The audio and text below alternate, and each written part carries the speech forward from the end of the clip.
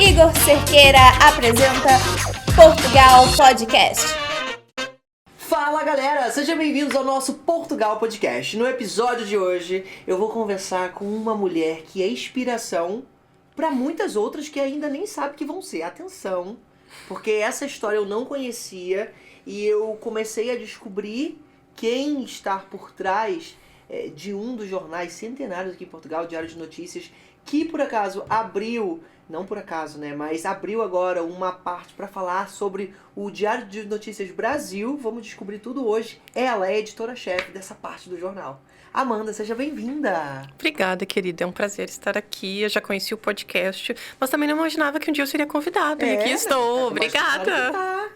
Eu não conhecia a parte do Brasil do Diário de Notícias. Isso também é novo. novidade, Sim, é novo. Nós estreamos no dia 3 de junho. Saiu a primeira edição e colocamos no ar o site, as redes sociais.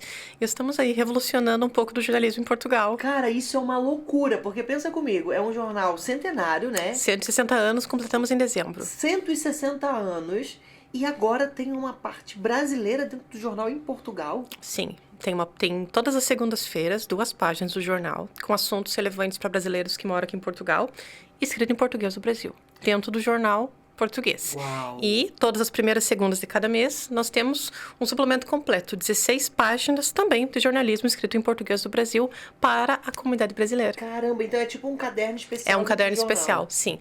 Toda a primeira segunda é um caderno especial e todas as segundas são 2 páginas, mas qualquer dia que se justifique ter uma notícia, por exemplo, aconteceu alguma coisa que é muito relevante para os brasileiros que moram aqui. Vai ter lá uma página do DN Brasil dentro do Diário de Notícias. Caramba, isso deve ser muito polêmico, né? Pra poder conseguir botar um negócio desse pra funcionar, ou não? Ou foi tranquilo? Quem teve essa ideia? Não, dentro do jornal não é nada polêmico. Na verdade, o projeto de estender, digamos, o DN para a lusofonia é um projeto já antigo do grupo Global Media Group, que faz parte o Diário de Notícias e outros meios de comunicação aqui de Portugal. Uhum. É um projeto antigo que agora foi o momento de se consolidar. Então, no jornal não é polêmico. Entre alguns leitores, sim, é um pouco estranho. Eu recebo vários e-mails, alguns reclamando e alguns reclamam com o jornal. Mas, obviamente, que da parte do DN, logicamente que não. É um jornal super plural, super aberto, né? Tanto que eu comecei a trabalhar lá em setembro do ano passado e comecei já a fazer reportagens sobre imigração.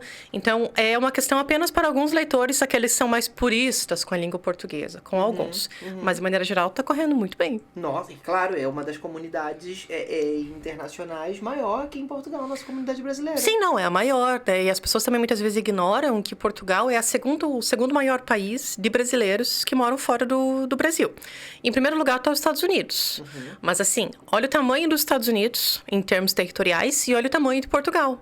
Mesmo assim, Portugal é o segundo país. Somente com o título de residência, segundo os dados oficiais da AIMA, que nós divulgamos com exclusividade na primeira edição do DN Brasil em junho, são mais de 615 mil brasileiros que têm o título de residência. Agora, tem uma conta aí que não entra, né? Então, são muito mais, porque tem aqueles que já moram aqui há muito tempo, então já não tem mais título de residência, já tem cartão do cidadão, já tem dupla nacionalidade.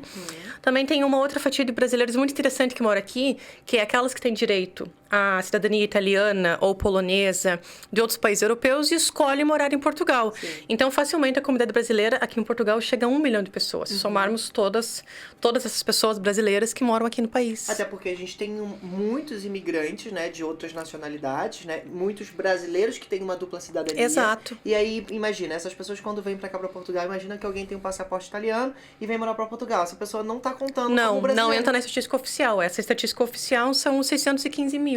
Uau. E também desses 615 mil, vai ter mais uns 40 mil que nos próximos meses vão obter seu título, que já estão com a entrevista marcada na AIMA.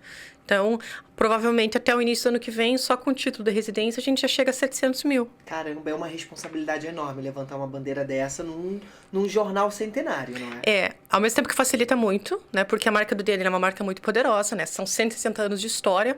Não é só um dos jornais mais antigos de Portugal, mas também da Europa. E isso facilita muito, né? Porque quando você chega e diz, trabalho no Diário de Notícias. Depois, isso é fantástico, isso já abre as portas naturalmente. Agora, quando você tem o DN dirigido a uma comunidade específica, né, no caso do DN Brasil, essa marca, ela abre portas, mas também uma responsabilidade, né? Nós não podemos falhar, nós não podemos errar, né? Porque tá aqui é uma marca que é muito importante para a história do jornalismo. Sim, caramba. E você, agora, a título pessoal, né? Você veio do Paraná, por que tu escolheu Portugal? Sim, a minha mãe já mora aqui há muitos anos, já é uma dessas pessoas que não entra na estatística, né? Porque já tem a cidadania portuguesa, já mora aqui há mais de 20 anos. Vim aqui para passar um tempo, veio a pandemia e acabei ficando. Mas sim, sou do Paraná, sou do interior do Paraná, de uma cidade chamada Ibema, que é assim, quase que uma vila. Aqui em Portugal chamariam de uma aldeia, porque tem 5.000, 6.000 habitantes. Então é uma cidade realmente muito pequena. E aí você veio, já tinha aí né, seus familiares por aqui, gostou e resolveu ficar.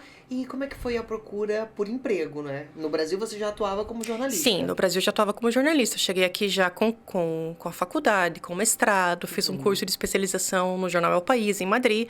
Mas o mercado português ele é muito difícil. Ele é um mercado muito fechado. Para poder entrar como... Para poder entrar por ser brasileira, mas não só por ser brasileira. Porque o mercado português é uma questão territorial. O mercado português ele é muito pequeno. Sim. Então, existem muitos jornalistas que se formam aqui nas universidades, né? Que fazem um estágio, porque aqui para ser jornalista é diferente, não é só a universidade, tem que ter o estágio. Nós temos uma ordem, somos regulados, é outro perrengue. Mas tem jornalistas portugueses que não conseguem trabalhar no mercado porque não há vaga para todo mundo. É um país pequeno, então é uma questão de matemática.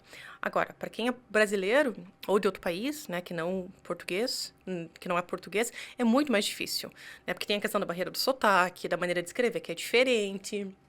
Então, foram muitos nãos. E trabalhei em outras coisas também, né? Porque as contas precisam ser pagas. Claro.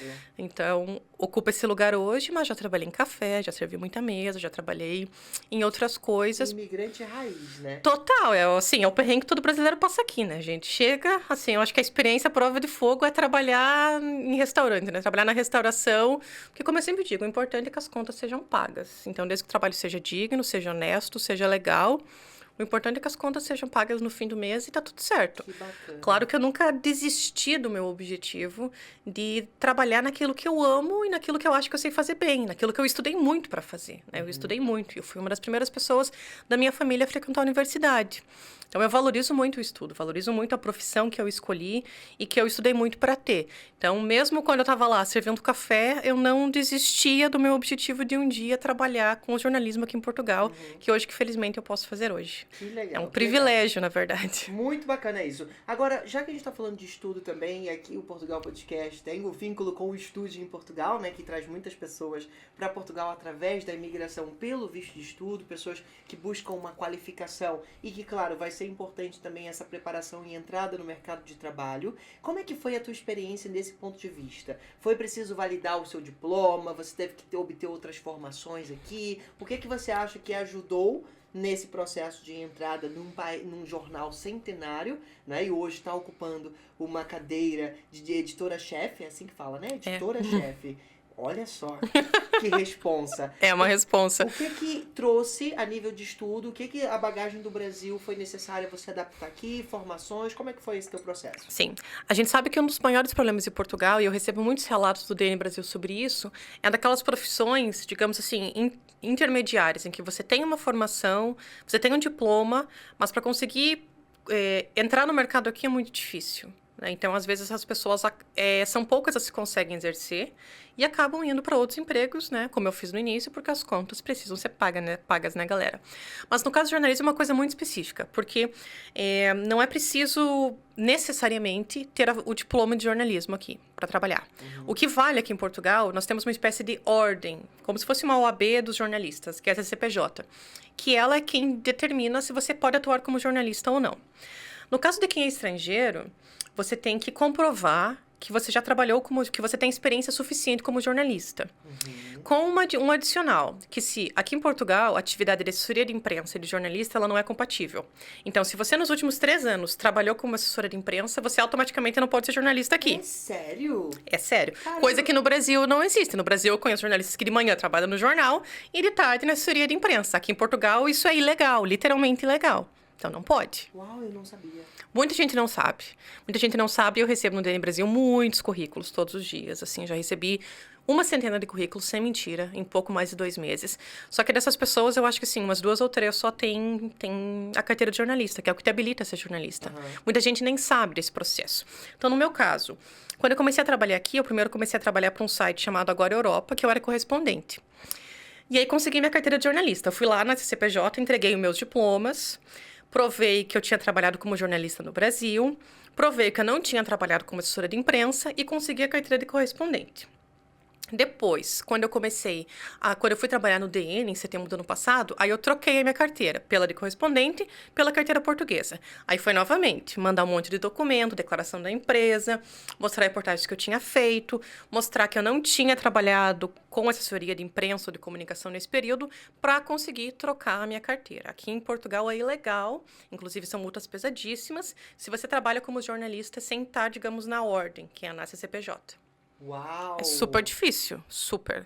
Caramba, eu não sabia disso. E fiquei surpreso com essa parte da assessoria de imprensa, porque é isso, muitas pessoas vêm do Brasil pra cá, não sabem dessa informação e às vezes colocam lá no currículo que trabalhou com isso ainda. Exato. E é proibido. É totalmente proibido. Aqui é incompatível. Então, no caso do jornalismo, é uma situação muito, muito específica, né? Mas o que é difícil, além do perrengue burocrático, eu acho que o segredo talvez é conhecer as pessoas certas para conseguir entrar no mercado aqui e mostrar o trabalho.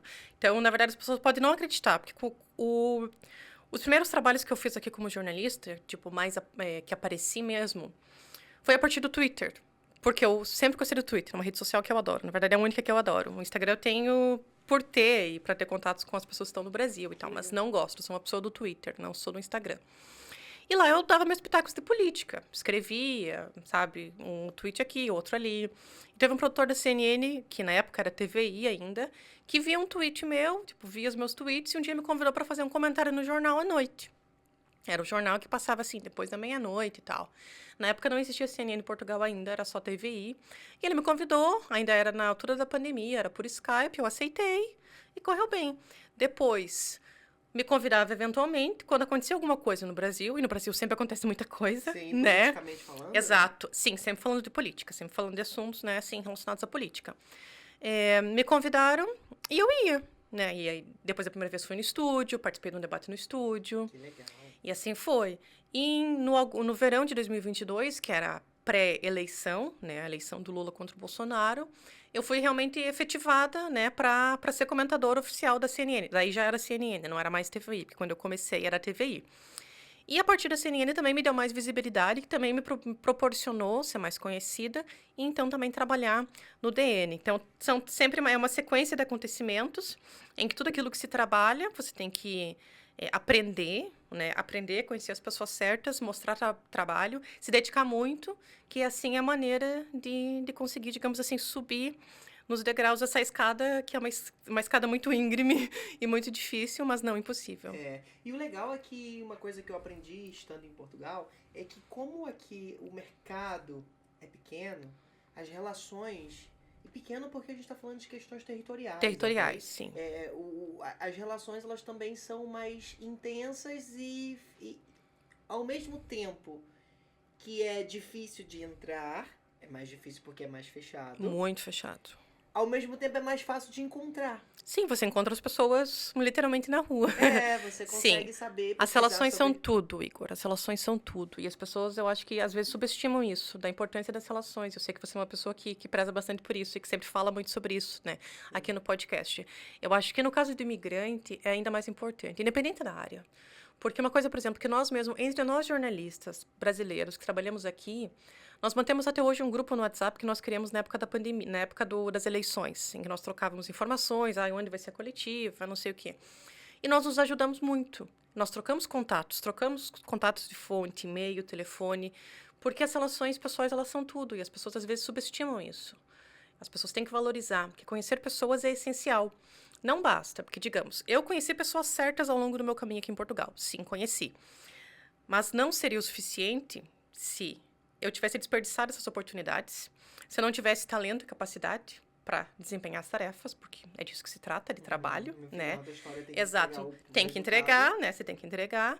e dedicação. Então, não basta você só encontrar as pessoas certas se você não for uma pessoa dedicada e não tiver o talento e a dedicação. Então, eu acho que é a união das duas coisas, de você encontrar as pessoas certas, falar com as pessoas certas, mostrar serviço e se dedicar. Se alguém me pergunta qual é o segredo, que não é um segredo, né? Eu acho que a fórmula é essa. Pelo menos o jornalismo é assim, mas acho que é aplicável a outras profissões.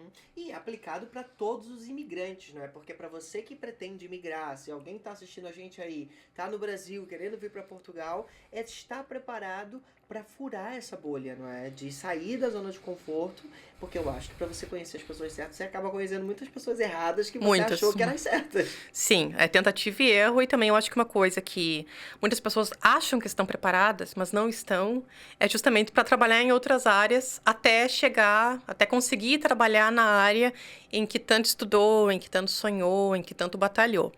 Porque, como eu disse, eu nunca desanimei, nem nunca desisti da ideia de trabalhar como jornalista, como eu trabalho hoje, né? Hoje eu sou muito privilegiada aqui em Portugal, nos cargos que eu ocupo. Isso também é uma responsabilidade muito grande, né? Você falar quase que em nome de uma comunidade, né? Você aparecer na televisão e comentar e dar a cara, isso também tem muitas consequências. Sim. Mas o que eu quero dizer é que muitas pessoas vêm pra cá achando, não, eu faço qualquer coisa, eu me viro. Mas aí a pessoa tá lá servindo um café e pensa, meu Deus do céu, o que eu tô fazendo aqui em Portugal? Tipo, eu tava lá no Brasil trabalhando como, sei lá, como advogada, como fisioterapeuta, tava lá na minha profissão, tava tudo bem, e agora eu tô aqui em Portugal servindo mesa. Tem gente que não tá preparado para isso. E não é um problema. Não é um problema fazer isso e também não é um problema não estar preparado. Mas eu acho que durante algum período, nesse boom da imigração aqui em Portugal, em que vieram muitas pessoas, algumas achavam que estavam preparadas, mas chegaram aqui, viram a realidade e perceberam que não estavam preparadas. Então, se a pessoa realmente pensa em vir hoje, com as mudanças na imigração, nas leis que tiveram, agora não tem mais como vir sem visto, né? Essa porta se fechou, já não tem como mais, não arrisquem fazer isso porque não vai dar certo. Mas se você está disposta a vir com visto, seja de estudante, ou seja de trabalho, ou de procura de trabalho, que também é um visto muito solicitado no Brasil, venha preparado para trabalhar na área que talvez não seja a sua área ideal, a área de sonho. Porque o senhorio, né, o dono da casa em que você mora, primeiro que ele não quer saber de onde veio o dinheiro, se você conseguiu na universidade ou servindo mesa. A única coisa que ele se importa é que você pague no dia primeiro o teu aluguel, a tua renda, como diz aqui em Portugal. É isso. Então, venha preparado de verdade, mentalmente, não só fisicamente, porque trabalhar em restauração é puxado. É muito puxado, assim, fica exausta. Então, venha preparado fisicamente e mentalmente e sabendo que pouquíssimas pessoas conseguem chegar e já estar colocado, assim, numa posição máxima de topo, porque isso é muito difícil. E não pensem que é falta de empenho pessoal, sabe? Não pensem, porque eu fracassei, porque eu não consegui. Não é a dinâmica do mercado, é a dinâmica de como são as coisas. Não é falta de dedicação pessoal, nem de empenho, nem de talento. É assim que o mercado funciona. Temos que aceitá-lo. Olha, deixa eu te perguntar uma coisa. Eu tenho acompanhado seu trabalho, algumas matérias também. Comecei até a me interessar mais. Eu acho que essa geração mais jovem, eu acho que o jornal ficou muito pra trás. Eu fiquei assustado, que agora tem pessoas que acompanham as notícias pelo TikTok. E aí, eu comecei a acompanhar algumas matérias suas no jornal e tudo mais. E eu acho que uma das coisas que vale super a pena a gente trazer aqui, que é essa diferença, você com uma bagagem de análise política das coisas deve conseguir nos explicar isso, que o sistema de Portugal é completamente diferente do Brasil, né? Aqui tem um primeiro-ministro, aqui tem, para além do presidente, aí o presidente não manda, quem manda... Eu fiquei confuso com isso. Eu acho que era legal a gente aproveitar isso para explicar aí para quem tá no Brasil. Sim. E não sabe como isso funciona. Isso cria uma grande confusão, porque quem legisla é o primeiro-ministro, ou seja, quem governa, quem tem poderes de governo é o primeiro-ministro, é o governo. O presidente, ele tem algumas funções importantes, logicamente, ele é o chefe de Estado, tem várias funções importantes, mas ele não governa, ou seja, ele não decide aquilo que vai acontecer. Ele aprova algumas coisas e desaprova outras, mas o poder realmente está no governo. Diferente do Brasil, né? Se o presidente no Brasil fala alguma coisa, aquilo está falado porque ele é ele é quem manda, né? Aqui em Portugal o sistema é diferente. Por que isso causa muita confusão? Porque aqui em Portugal nós temos um presidente que é uma pessoa muito simpática e que gosta muito de dar entrevista, e gosta muito de falar, de dar declarações. E às vezes ele dá uma declaração sobre alguma coisa, vou aqui citar um exemplo do que aconteceu, e isso foi manchete do jornal. Eu fiz a manchete do dia, aquele dia, com isso. Quer dizer, falar eu fiz a manchete é estranho, porque nós fazemos a nossa matéria no jornal, né, aquilo que nos é pedido, e o diretor ou diretora escolhe qual é a matéria que vai, o título da manchete da capa. O dia que eu fiz a reportagem sobre isso, foi para a capa. Então, foi escolhida para ser a manchete do dia. O que aconteceu? O presidente, que gosta muito de falar, de dar entrevistas, eu já o entrevistei várias vezes. Inclusive, teve um jantar que repercutiu um monte em abril desse ano. Você viu que ele falou sobre vários assuntos, falou do caso das gêmeas, falou sobre a reparação histórica. Era um jantar que eu estava lá, com correspondentes estrangeiros. Isso. Aquilo foi, assim, uma semana toda na televisão, só se falava nisso. Enfim, essa é outra história. Excelente oportunidade, né? Você estava no lugar certo, na hora certa. Estava literalmente na frente dele, porque era um jantar com jornalistas estrangeiros. E eu estava lá porque nós temos uma associação de jornalistas estrangeiros e ele nos convidou para um jantar, que ele convida todos os anos. E nesse jantar ele falou sobre muita coisa que nunca tinha falado para jornalistas portugueses. Uau. Por isso que repercutiu muito. Mas nesse dia, o presidente falou para vários jornalistas na saída de um evento que o fim da manifestação de interesse seria temporário. Que era uma coisa temporária e que em algum momento iria voltar. A questão é, o presidente aqui em Portugal, ele não tem o poder de decidir se é temporário ou não. Quem determina isso é o governo. Então, houve ali, de certa forma, um conflito. Não um conflito físico, um conflito no sentido de duas versões conflitantes. O governo, que é realmente quem manda, dizendo, não vai voltar, nós acabamos, não volta. E o presidente falando, não, vai voltar, é temporário. Eu fiz uma reportagem colocando isso. E, na altura, eu até disse para os meus editores e para a direção do jornal, eu falei, para o Brasil, para os brasileiros que moram aqui, ou para os que pensam em vir, explicar isso é muito importante. Claro, tem que explicar no DN a dimensão política, né? Porque, no fundo, é o presidente dizendo o que o governo deveria fazer. Isso, pelo jogo político, que não é uma coisa elegante, digamos. Mas o que eu argumentei que era importante explicar era, para os brasileiros isso pode criar uma grande confusão, porque vem o presidente falando alguma coisa, ainda mais falando uma coisa que a pessoa quer ouvir. Sim. A pessoa vai acreditar, só que ela está sendo induzida ao erro. Porque não é porque o presidente diz que uma coisa vai acontecer que aqui em Portugal vai acontecer. Agora, se o primeiro-ministro diz que vai acontecer, aí sim. Porque é ele quem manda, digamos, na prática. Então, essa diferença pode criar muitas confusões quando são assuntos muito sensíveis. E no caso de imigração, é um assunto sensível. Porque falar de imigração, isso é uma enorme responsabilidade. E você sabe disso, Igor. Falar de imigração é falar sobre a vida das pessoas. É falar sobre os sonhos das pessoas. É falar sobre as perspectivas de vida das pessoas. É falar sobre mudanças radicais na vida. Então, nós temos que ter muito cuidado e muita responsabilidade e muita sensibilidade. E esse assunto está muito em alta, porque as leis mudaram no dia 13 de junho. Inclusive, foi o dia do lançamento do DN Brasil. E desde então, foram várias falas de autoridades, várias repercussões, várias movimentações que deixam as pessoas, às vezes, um pouco perdidas, às vezes esperançosas, às vezes desesperançosas, às vezes se irritam com a gente do jornal por aquilo que nós noticiamos. Mas é uma coisa que eu sempre digo, nós não escolhemos os fatos, e não dá para brigar com os fatos, porque nós não damos opinião. Se eu digo que a manifestação do interesse não vai voltar, não é porque eu não quero que volte, não tem nada a ver com isso. É porque eu fui lá, falei com uma fonte do governo e a fonte me garantiu, não vai voltar. Qual é a minha responsabilidade enquanto jornalista? Dizer a verdade. Ou seja, não importa se eu gosto ou se eu não gosto daquela declaração, daquele fato. É a realidade. Então, às vezes, brigam com a gente no DN, no DN Brasil, principalmente. Mas por que a gente não quer ver isso? Mas, assim, eu não escolho, sabe? Ver, né? Exato, os fatos são os fatos. E não se briga com os fatos. Eu fico muito orgulhoso. Sério, eu fico muito orgulhoso, porque imagina, por mais que você, tenha todo esse conhecimento, muitas pessoas não têm. Não é? E quando se tem um brasileiro dentro de uma organização portuguesa e que mostra essa preocupação e essa atenção em ouvir o que uma outra pessoa vai pensar, a gente está falando de empatia, não é? Jornalismo então, é muito assim, sobre empatia, sim. É muito, muito legal isso. Fico muito feliz. Muito parabéns, assim. Obrigada. Está ocupando esse espaço, porque além de ser brasileira, é uma mulher. Isso também é uma raridade aqui em Portugal, porque apesar de nós... Só em Portugal, o mundo do jornalismo no geral, nós somos maioria em termos de jornalistas nas redações, no geral somos maioria. Agora, não somos maioria em cargos de chefia. Tanto que aqui em Portugal não tem nenhuma CEO mulher em grupos de mídia, são só homens. Nas direções dos jornais também as mulheres são minoria. No caso do DN, nós temos uma direção composta por 3 pessoas, temos uma diretora, a Valentina. Mas ainda o mundo da mídia, nos cargos assim mais ao topo, ainda são muito masculinos. Uau, Mas isso vai mudar no futuro. Isso já tá mudando, não é? Sim, já Já tá. tá mudando. Você entrou no jornal em setembro e foi logo convidada para ocupar essa mesa, essa cadeira de diretora-chefe? Não, foi assim, eu fui convidada para trabalhar, para desenvolver já o projeto, para desenvolver o DN Brasil. Ainda não sabíamos quando ele seria lançado, né, mas já era para ir desenhando o DN Brasil. Na verdade, já vinha sendo desenhado. E nesse período, enquanto isso não acontecia, eu já fui fazendo as reportagens do DN. Fazendo reportagens sobre imigração, fazendo reportagens sobre vários temas, né? Sobre temas muito, muito variados, né? E também no DN uma coisa que é muito boa é que nós temos a liberdade de escrever sobre aquilo que nós gostamos. Claro que em alguns momentos tem que se escrever aquilo que é o assunto do dia, né? Temos que ele cumprir a agenda. Isso é normal em qualquer jornal do mundo.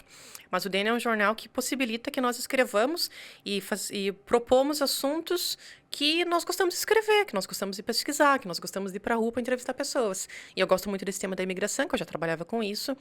Então, foi com reportagens nesse tema que fui escrevendo e continuo escrevendo, né? Porque eu trabalho...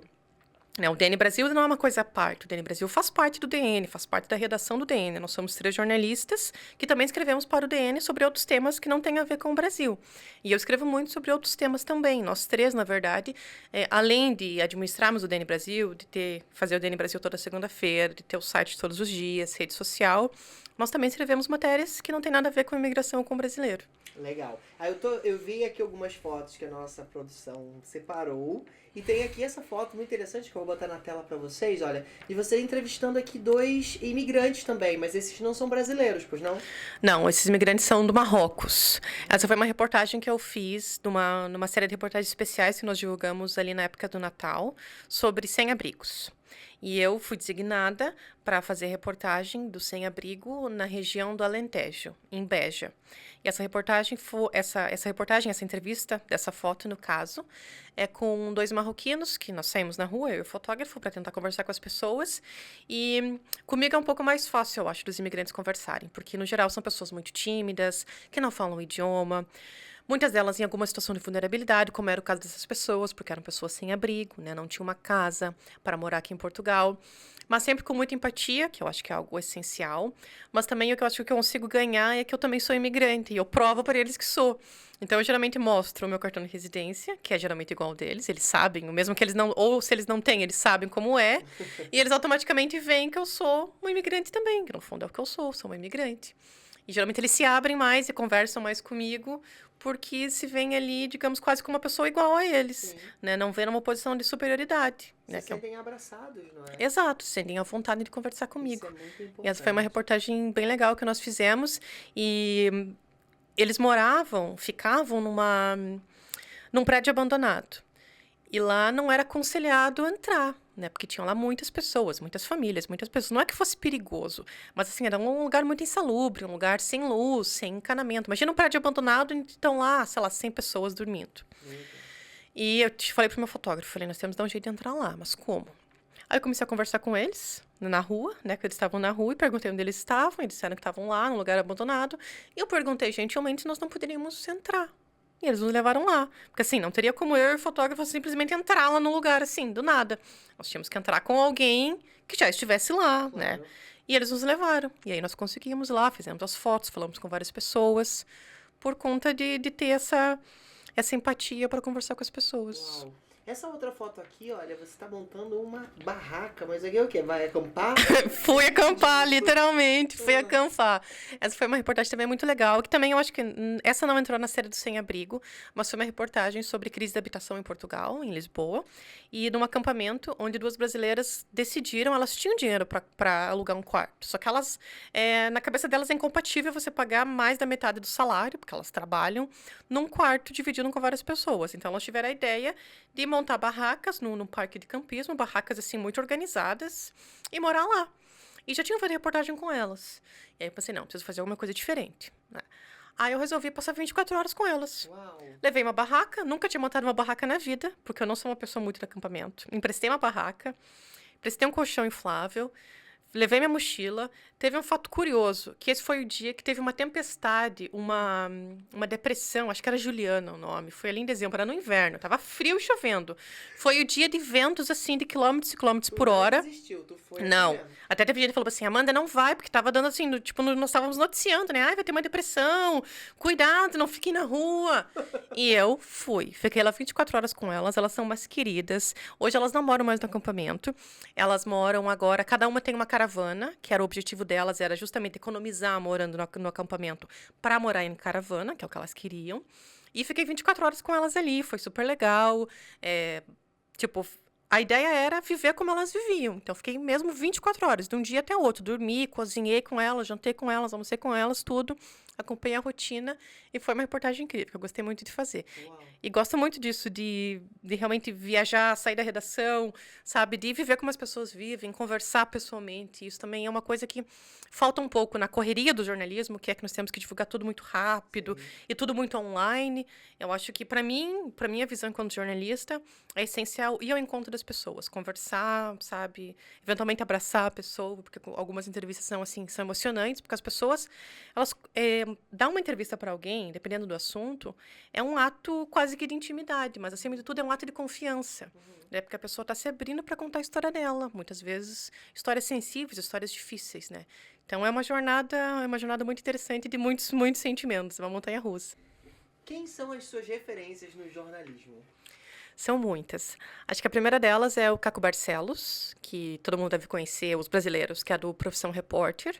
Ele apresenta o Profissão Repórter, já escreveu vários livros, também é um jornalista muito bom. Alguns americanos também, o Gay Talese, Truman Capote, que criou, digamos, esse estilo do jornalismo mais narrativo, que é de quase com jornalismo literário, de você explicar assim com pormenor.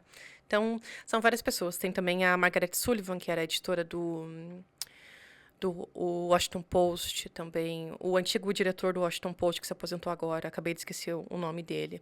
Mas são muitas referências, não só do Brasil, mas também do mundo. Legal, legal. Já essa foto aqui que a gente tá vendo, você tá aqui na televisão, né? Na CNN. Sim. Tá aqui, debate político, isso. Essa foi a noite das eleições. Eita. Essa foi o primeiro turno das eleições, em que a CNN fez um painel especial com vários convidados, né? Inclusive, eu até falei na altura, no segundo turno isso mudou, que no primeiro turno eu era a única mulher, aí no segundo turno convidamos mais mulheres, que eu falei, não pode ser assim, né? Tem que ter mais mulheres.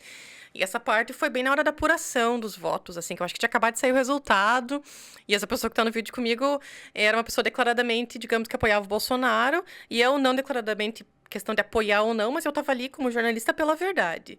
E ele era um senhor que mentia muito no ar.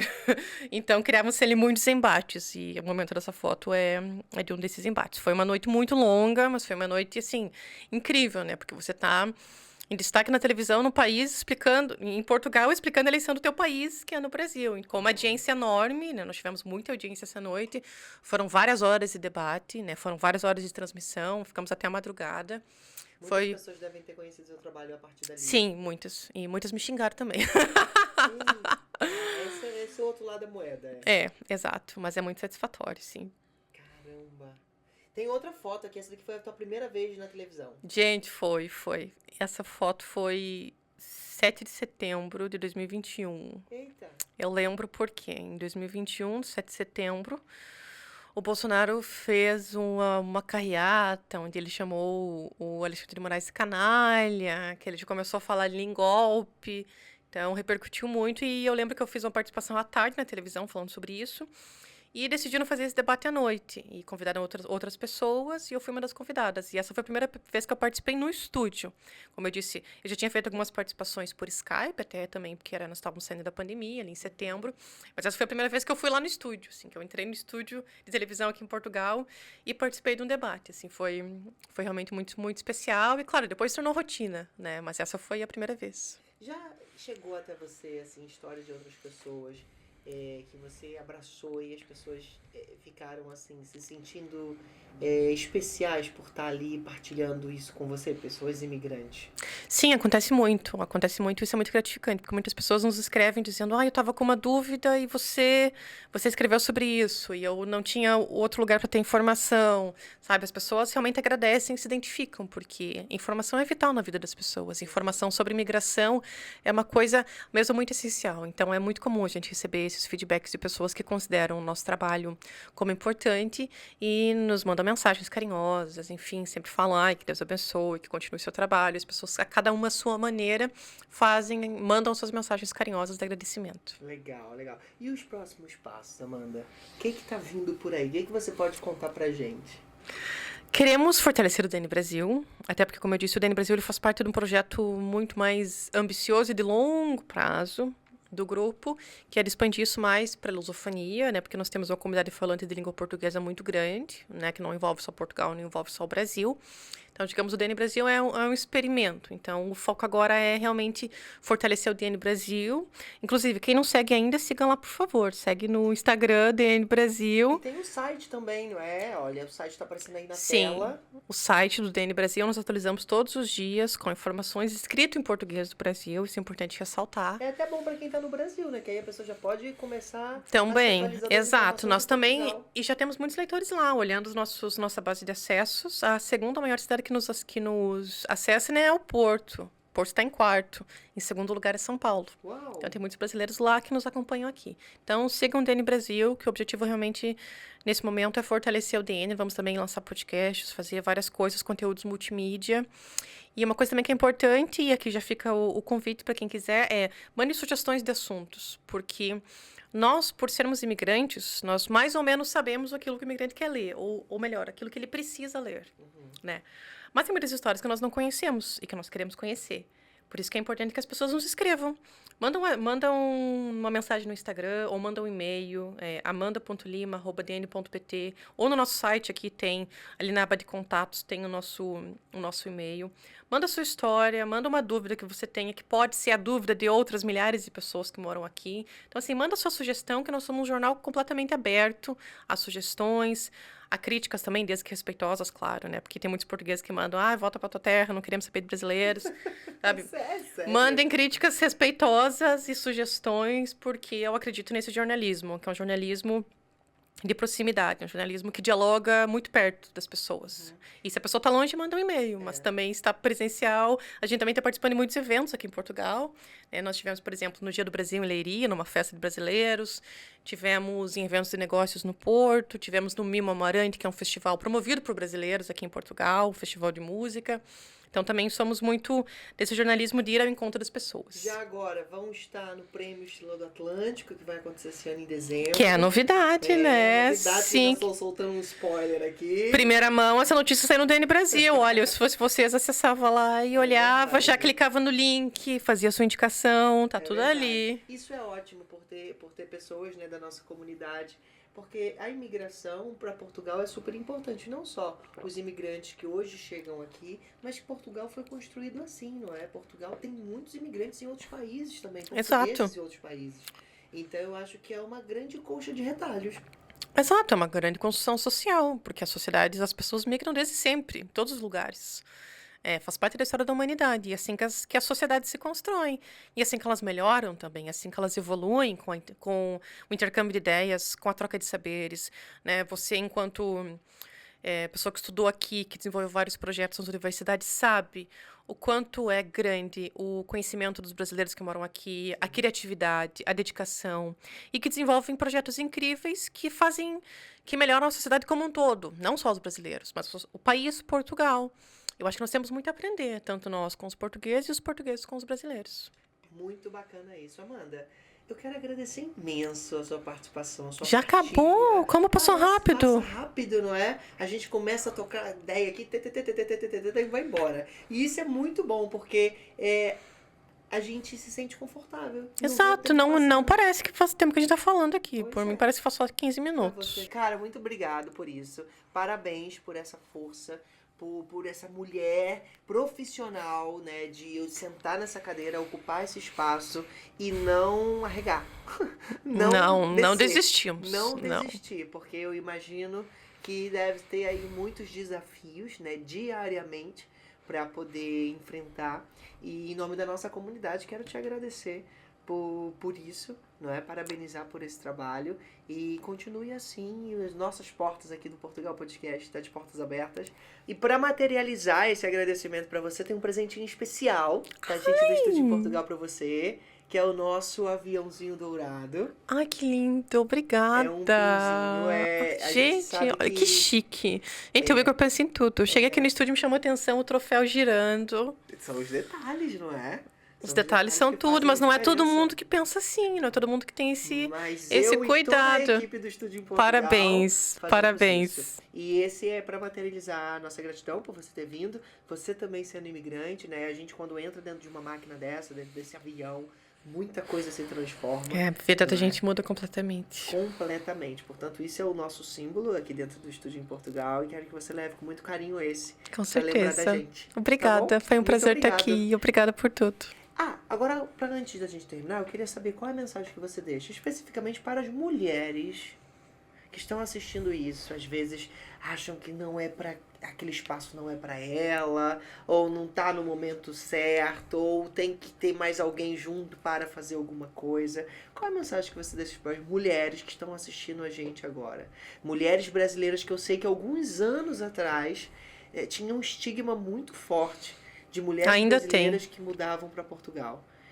Dentro do meu universo, que é a universidade, eu vejo isso muito transformado. As mulheres brasileiras que vêm para as universidades, elas dão um show de qualidade, de competência, de notas boas. Não, isso sim, sempre demos.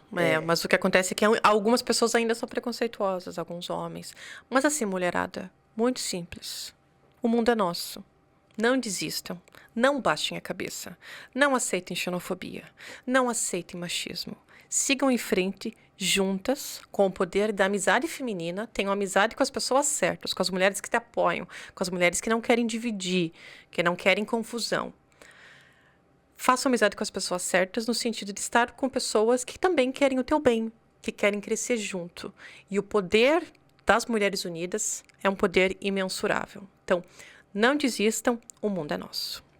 Que isso, hein, ó? Muito obrigado, viu, Amanda? Espero que você tenha gostado do episódio de hoje. Deixa aí nos comentários o que você achou, sua pergunta. Comenta se você já conhece o Diário de Notícias. Se não, eu vou deixar o link também na descrição desse vídeo para você passar a conhecer e também o trabalho aqui da Amanda. Até o próximo episódio. Tchau! Tchau!